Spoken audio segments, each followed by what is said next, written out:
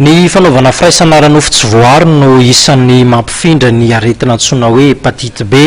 Ireo olona mipetraka any amin'ny tontolo ambanivohitra nefa no tena iaran'ity aretina ity. Tsy misy afa-tsy ny firosoana amin'ny vaksiny fanefitra ihany nefa no vahaolana sy ahafahana mirosoka azy ity any tanana ny be sy ny maro ihany koa ny fanaovana izay vaksiny izay mba tsy hiparitahan ny aretina. Ray amin'ny malagasy dimy izany hoe 500 ny malagasy no tratran'ny aretina hepatite B. Misy anefa ireo izay mbola tsy mahafantatra akory fa mitondra ny tsemok'aretina. Ireo olona mipetraka any ambanivohitra no tena betsaka voan'ity aretina azo avy amin'ny firaisana ity, izay manimba ny aty ary miteraka ny homamiadana ny aty izany. Hepatite B dia aretina mifindra avy amina virus, antsoina hoe virus ny hepatite B. Anisan'ny tena hoe mametraka olana be mihitsy amin'ny fahasalamam-bahoaka ny hepatite B satria anisan'ny mora mifindra kely. Dia eto Madagasikara dia avo zany no tahan'ny hepatite B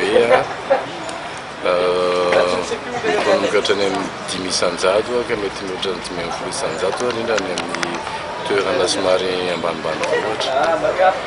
Dia ny hepatite B aretina misoko miangina, tsy tahita ny fandehana dia rehefa erilao izy dia lasa mamea anotsiny hoe cirrhose du foie, zany hoe lasa hianjana be ilay foie, zany tsy mahafitanisany tsara intsony, mety mamea anotsina hoe cancer du foie.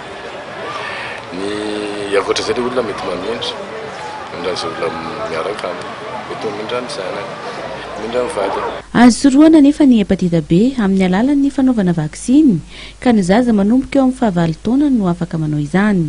Misy amin'izao fotoana izao ny hetsika fanaovana vaksiny amin'ny vidiny mirary hiarovana ny rehetra tsy hovoan'ny hepatite B.